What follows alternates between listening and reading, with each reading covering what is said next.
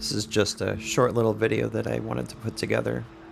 This is a old homestead in Pflugerville, Texas.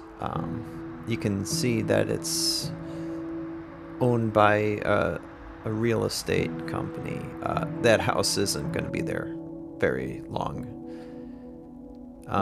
The plan right now is to tear down the house, change the property up. I think they're going to put townhouses, apartments, maybe single family. I'm not sure. Oh, you can see people are living there right now. There's an RV in the back of the house.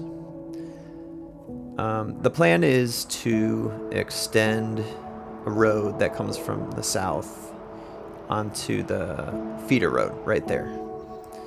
And this property is actually right next door to it. Not sure what the plan is, but it's in pretty bad shape. Looks like they're going to tear down all those trees and get rid of that driveway. And I believe the plan is more apartments. So these are like some of the last properties that have basically nothing on them. As you can see, there's a shopping center and more apartments right behind it. So